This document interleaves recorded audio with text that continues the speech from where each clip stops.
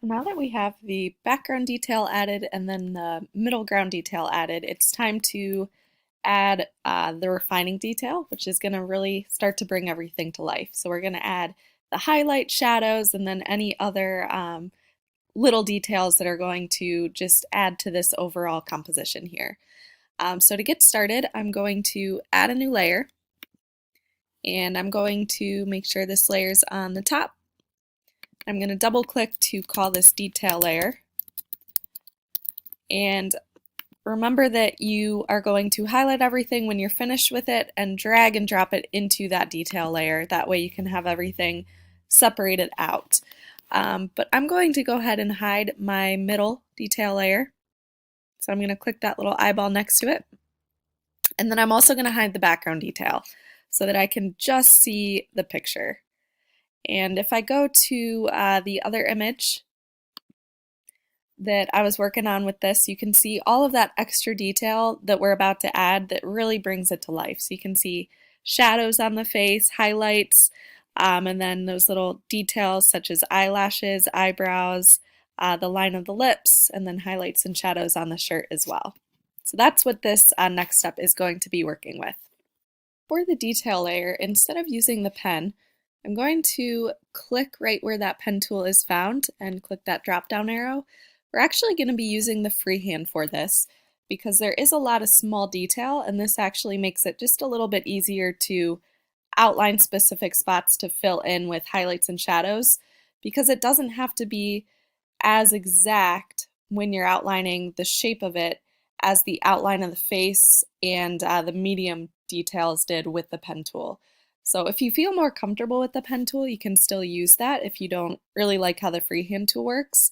But again, this just might make it a little bit easier as we're working. So I'm going to start looking for areas of detail to outline and fill in to start bringing this to life.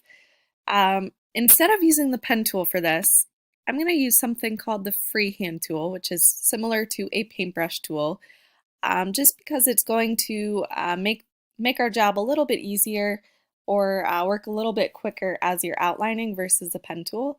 However, if you do feel more comfortable with the pen tool, definitely use that instead of the freehand tool. But again, there's a lot of areas of detail, so since it doesn't have to be outlined as exact as the medium and the background detailed layer, it's going to work just a little bit easier for this. So I'm going to grab the freehand tool, which is underneath the drop down for the pen tool, and I'm going to really zoom in. So it's going to make it a lot easier if you're able to zoom in up close to whatever you're using that freehand tool with. So I'm zooming in on the eye, and I'm going to use this freehand tool and just outline right around the darker area where those eyelashes are. And you'll notice as I'm outlining this, it's kind of smoothing out my line a little bit for me. So that's going to definitely make a difference as well. The more zoomed in you are, the smoother your outline will become. Again, I would definitely recommend zooming in on your image. But I'm going to hide my border, hide the fill, grab that eyedropper tool, and then fill in that darker area there. So I'm going to just continue around with the freehand tool and outline all the way around these different parts of the image to begin adding more detail. So I'm going to hide the fill, grab the eyedropper, find that darker brown value, and extend around the outside here. So I would go around eyelashes, maybe look for the shadows first. You could even look for smaller details like around this medium value for the edge of the eye. The more areas of detail that you're able to add, the better your overall image will look. So again, I would look for as many areas that you can go back and touch up with the freehand tool here. Then I'm also going to touch up the eye, because if you remember what that medium layer looked like, it just had that green part of the eye, but we also want this darker part of the eye here. So I'm going to use that eyedropper, grab that black color.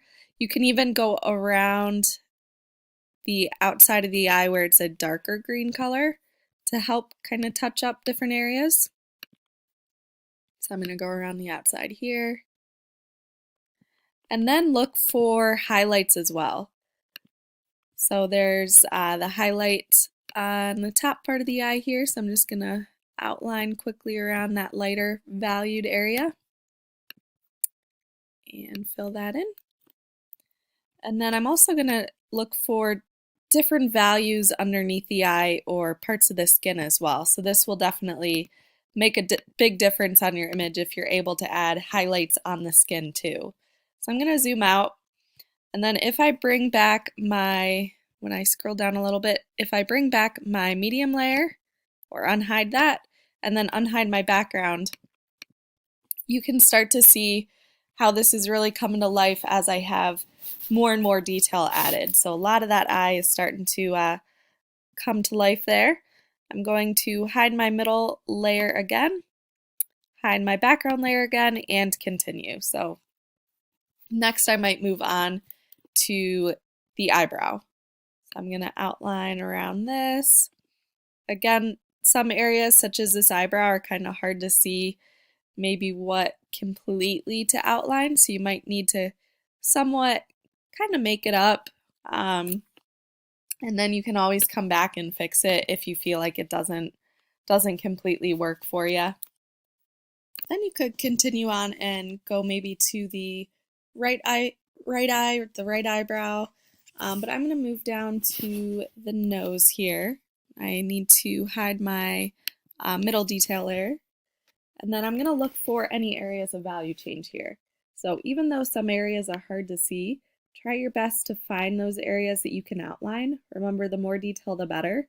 So even if you can't really tell if it's a different value, maybe try it and then use that eyedropper tool, and eventually when you bring layers back, you will either see it or it might be the same color as the skin that you had before, and that's okay. But I would definitely try to add more areas with the eyedropper tool here than not adding layers. So on the top of the nose, again, it's tricky to see, but there's a little bit lighter value, so I can outline around this and use that as a highlight. And then maybe around here, I can add a highlight as well. And then maybe come down to the lips, grab that freehand tool, and I'm just going to outline that center part of the lips. I'm just going to do half at one time and then I'll do the other half because sometimes it can be hard to do a long extended line and continue it the entire way. I'm going to extend this out. And then from here, maybe look for any highlights around the mouth. So there's a little bit of a highlight above the top lip there. Grab that eyedropper tool, try to find where that highlight or lighter part of the skin is. There's a bit of a shadow underneath the lip, so I can outline that. And then don't forget to zoom out sometimes and look for other areas of highlights and shadows. So this part of the face is definitely a lot darker. So I'm going to outline around this and fill that in. Now, one thing I do want to mention is when we bring our layers back in a minute, you'll be able to play around with the opacity. So sometimes some areas might look a little bit too dark or too light, but you can adjust the opacity later on. So I would go ahead and try to outline around as much as you can. Again, looking for areas of highlights, shadows, all that detail. So this part of the chin here, top of the ears, there's highlights, shadows in the ears. For the hair, you don't necessarily have to outline every single detail. So I would just look for some of the main chunks of hair. So you have this kind of highlight up here that we can grab. And then maybe look for other areas that are a little bit lighter. So up here, maybe outline some of this. And then also look for those shadows with the hair. So there might be some shadows underneath over here. And fill that in. every once in a while, remember to zoom out, unhide your middle ground and background layers to see what it looks like. So right now you can see that this spot is definitely way too dark. So I'm going to take that right away and just bring that opacity down so it blends in a little bit more. We can take that down more.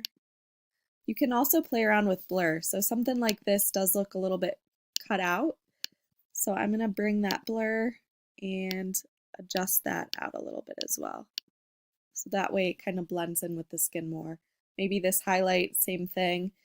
But when you're finished, it should look something like this image, maybe not as much detail, but you can see where there's those shadows added on the face, there's the highlights, and then there's the different highlight shadows in the ears, hair, and on the shirt as well.